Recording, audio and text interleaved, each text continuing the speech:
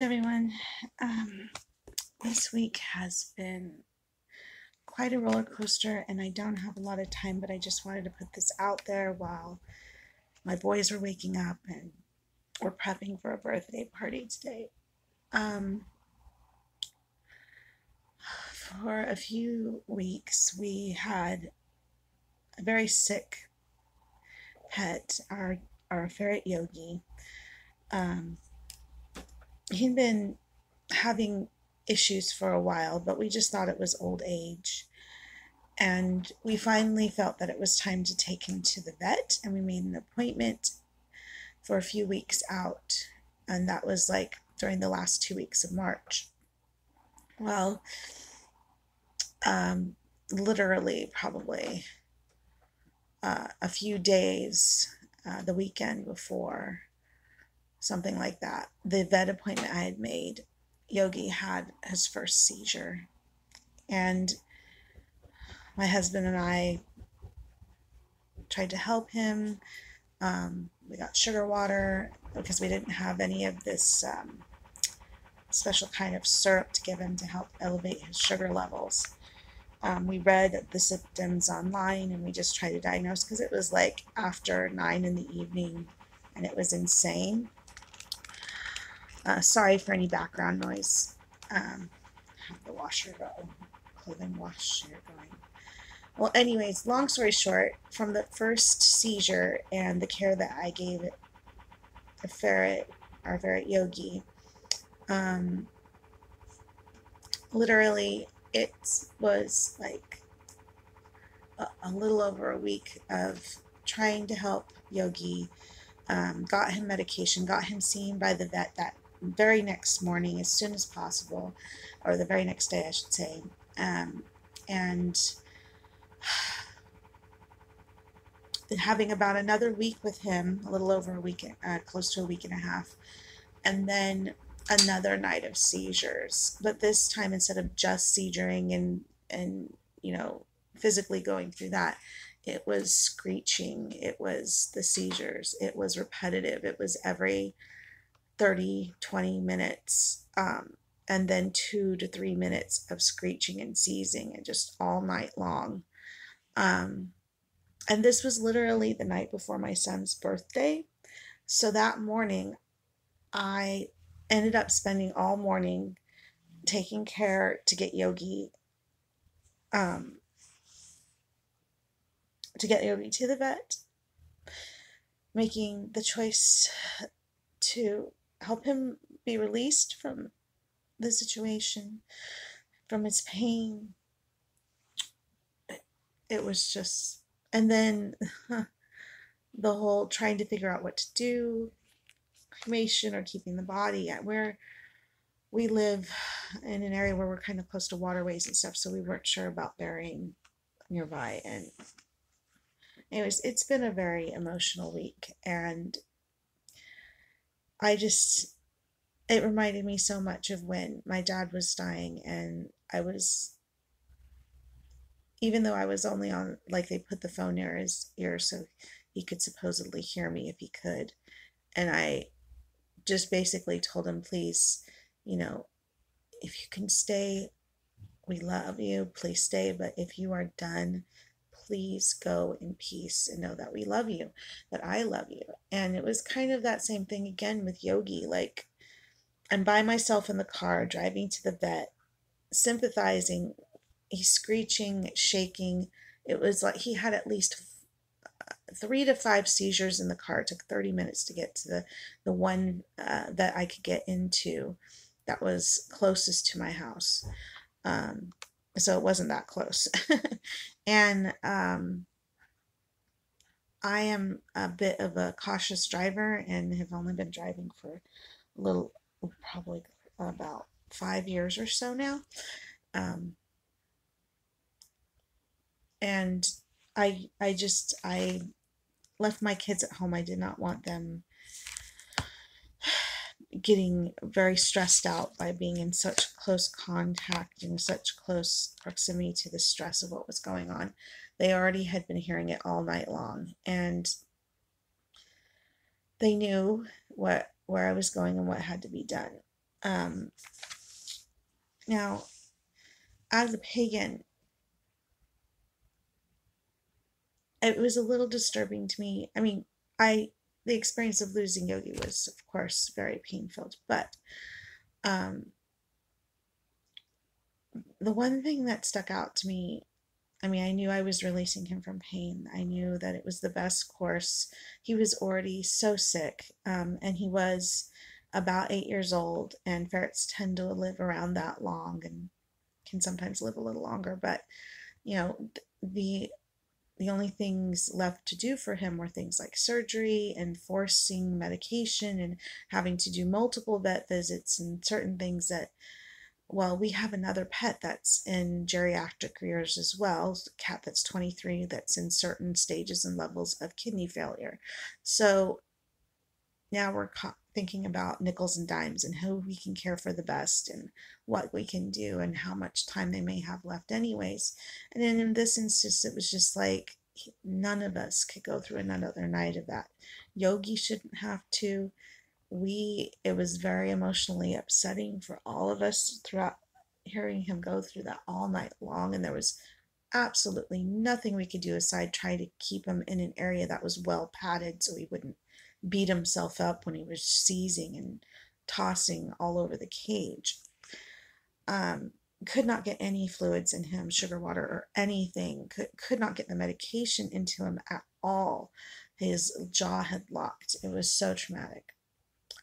So the one thing that sticks out to me is they were all very sweet and very helpful and sympathetic at the vet's office. They were wonderful. But when I dealt with my dad's death and even with the ferret's death, they didn't seem to know what all the processes were involved in, say, cremation, and how is it, like, if they had this communal cremation was one of the options. And then how is the ashes dispersed? Does it go back to nature, or is it just put in some container somewhere and never, he won't be able to complete the cycle? And as a pagan, that's important to me. I remember when my dad died, I wanted part of his ashes because they were just going to put him in a container and put him in like a shelf in a wall and seal it with, like a door, and his ashes would never go back to the earth. My grandmother had it so that her ashes would be spread in the ocean, and so she would eventually become part of the cycle again with Mother Earth. But at first, I couldn't get those kind of answers about my dad, and I had to really ask very pointed questions and really kind of bug people about, well, what happens after the cremation, because fire burning bodies is not uncommon in history, right? Like the Vikings did it. The Native Americans allowed the elements to help the body to disperse, but they didn't necessarily bury the bodies in the ground because, well, I feel they instinctively knew that that could carry disease, right? That could spread disease to the land or cause other issues. And possibly even direction and tradition, but direction from the land or spirits on how to disperse bodies. Um, so for them not to know what the processes are, not to find out and know, is very disturbing to me.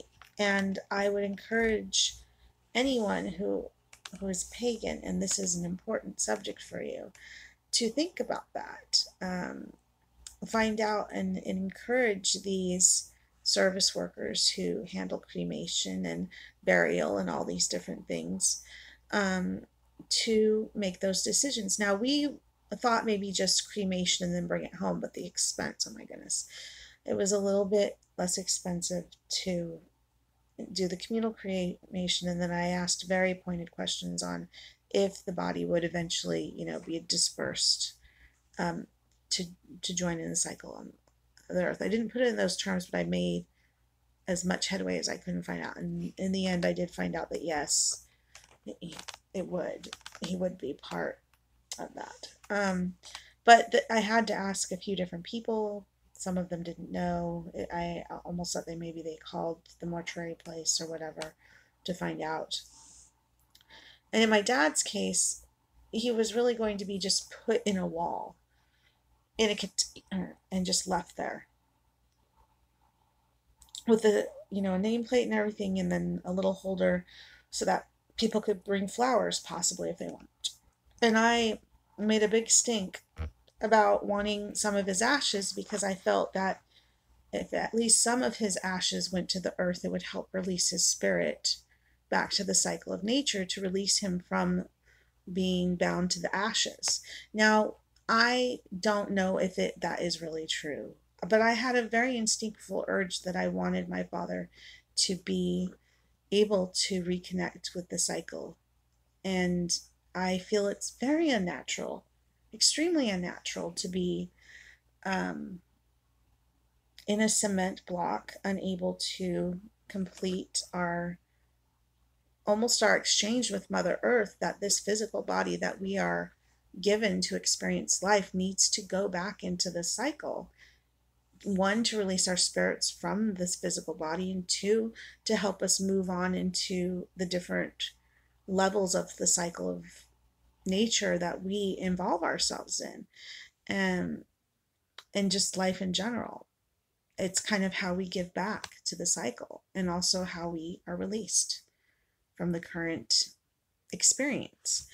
And I wanted to make sure that Yogi had that. I wanted to make sure my dad had that. So I'm not going to be getting Yogi's ashes, but I was given confirmation that his body would go back to the earth, possibly even get dispersed in the bays or whatever, and the ashes are, yeah, back to nature. That's all I needed to know.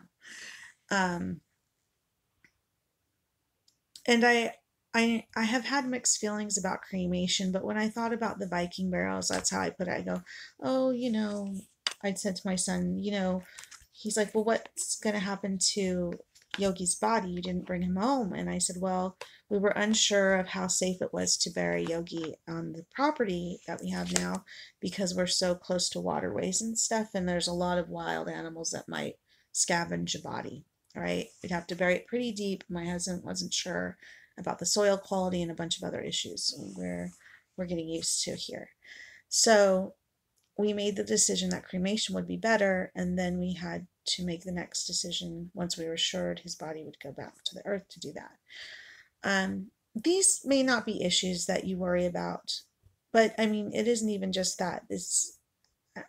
I'm going to miss Yogi, and I wanted to make sure that he would be fully released from the pain that he was suffering. I think that rituals of care, respect, and acknowledgement of the little life that we got to share is important.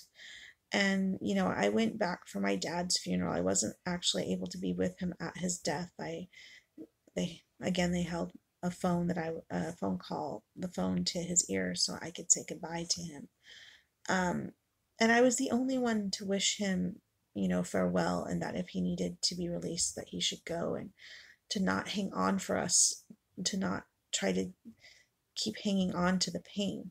But of course, they have a very different belief system than I do. And I guess it was the love that I wanted to share. And at the moment when they had finally released Yogi and they brought him back to me, I did this similar kind of thing where I took a moment of just to feel him. He was still had a bit of twitching going on, or, his body was still warm and it was starting to get cooler.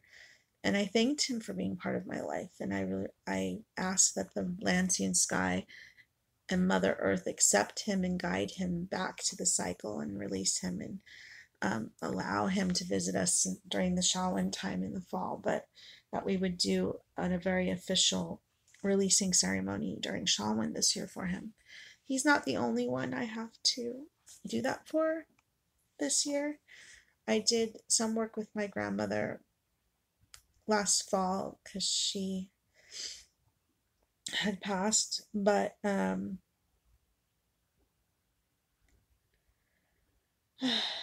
yeah, so basically I'm a bit sad. Yogi's passing made me face a few things, and I brought up a couple different subjects that I'll talk about in another video. And I just wanted to say, hey, how do you feel about this aspect of, issues with losing a pet, and, your sadness on that? how you dealt with their body burial remains and those things. Is it a very important issue for you, or is it just kind of something, everybody deals with? It's not that big of a deal. I don't think we really talk about it enough to deal with it well. And be ready for all the stuff we have to deal with when we're in such emotional state after losing someone or somebody that we cared about and spent so much time with. So yeah, I guess that's my 3 cents. I need to get on with the day and help prep for a belated birthday party that we delayed because Yogi's passing, unfortunately, putting him down, happened on my younger son's birthday. And so that was another issue. Overall, he seems to be taking it pretty well, but this is the second pet he has lost in about 5 years. And I don't know.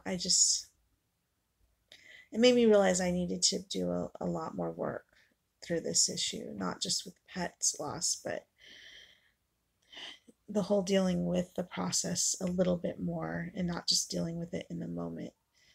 So far, I've been told that I tend to handle it well.